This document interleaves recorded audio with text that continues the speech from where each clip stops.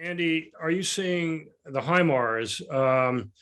And I think that big explosion outside of Kherson Airport was probably attributed to HIMAR. I think there may be 10 in the country. Max Boot had a very influential column in the Washington Post last day or two, suggesting that really Ukraine needs 60 to get over the top.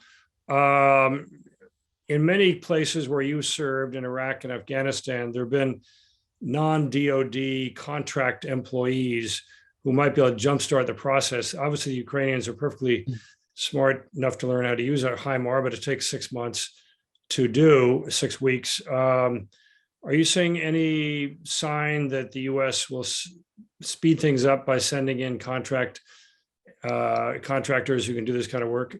Now, it's interesting, Jim, that the U.S. is doing very little in that regard. I've learned that the British now have, I think, 3 general officers working in Kyiv with the general staff. The Americans have nobody. Even the embassy, I'm told, each section only is allowed 1 person. So there's only 1 military officer in the country for the embassy, and they have to stay on the embassy grounds, is what I was told by the Ukrainian counterparts. And saying AID has 1 person.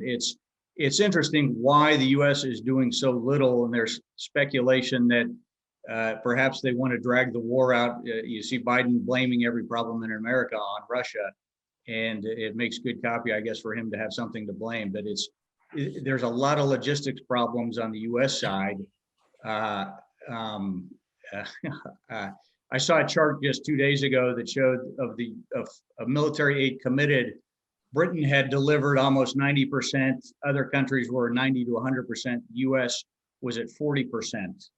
And so at some point, you get bureaucratic problems in logistics, but the president can step in, the White House can step in and say, make it happen. No one's doing that. And it seems they're delaying things for a certain reason, and it may be gross incompetence, it may be politics, I don't know, but it's embarrassing to see how the United States has reacted in that capacity. Right. One quick follow-up. You mentioned the word fall.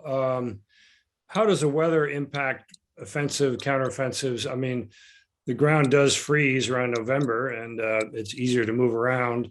It's obviously very unpleasant, bitterly cold. But what sort of stop the fighting? Will the weather stop the fighting through Christmas? It'll make resupply more difficult. It will not have significant impact.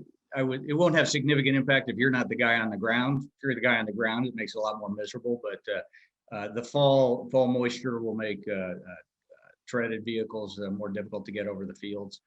But I don't think it should impact ongoing operations. Right. Dan, going back to and what Andrii was talking about, so the geopolitics. Yesterday, I understand you filed a lawsuit against the Canadian government, asking them not to send that repaired or replacement turbine to Gazprom to get Nord Stream 1 up and running.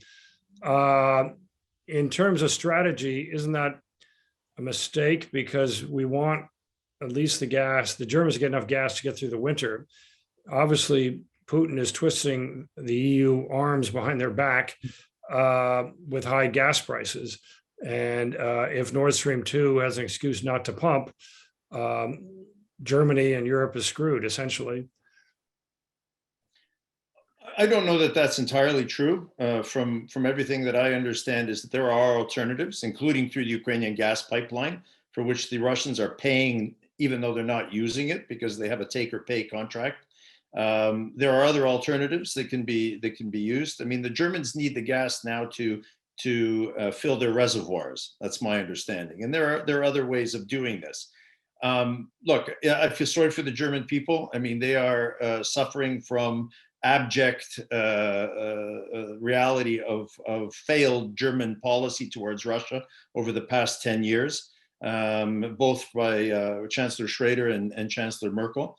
But frankly, I'm worried about my own head and the heads of Ukrainians. And every penny, every cent that goes to Gazprom to pay for gas being pumped into Germany is going to rain death and rockets down on my head and those of the people that I serve with. I'm a member of the Territorial Defense Forces here.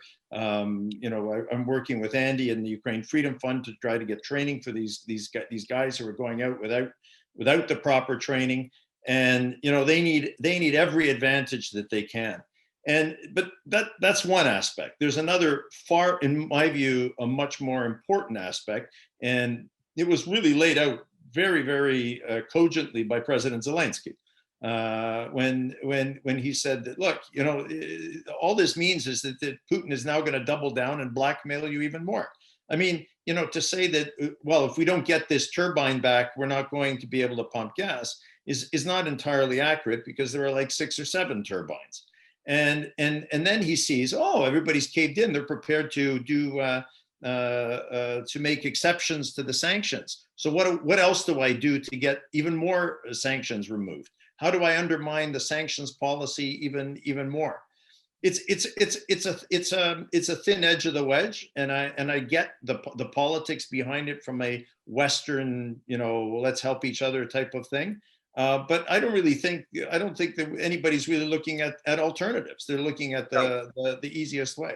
Yeah, Dan, thanks. Yeah, and also on the gas subject, as you probably know, Naftogaz, the state gas company, is apparently not going to make a payment, which could put it in default.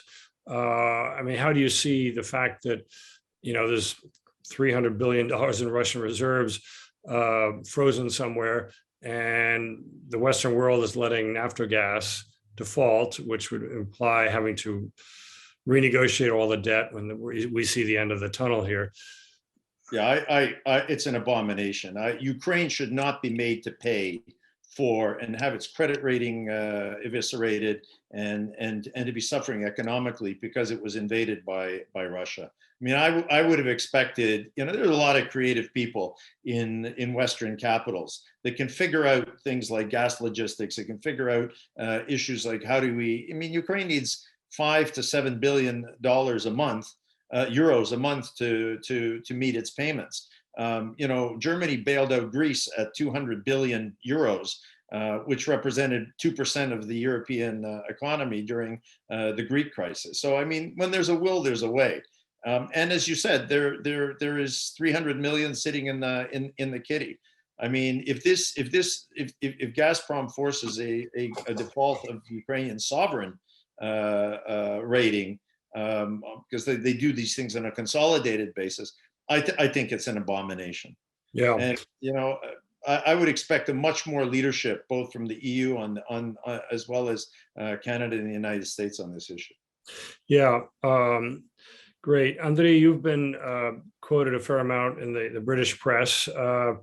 The latest story, I think it's also moved on Reuters, is that some of the arms may be leaking into some Eastern European black market.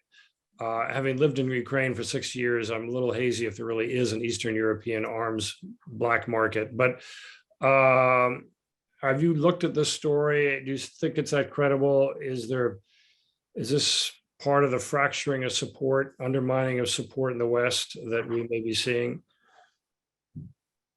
I think it's very clear for everyone that Putin underestimated the readiness of the West to support Ukraine. That's absolutely clear. They were saying this even before the war. If you remember the quotation from Medvedev, who was referring to invasion to Georgia, and he was saying that, at that time there were some minor sanctions, so this time we're supposed to survive.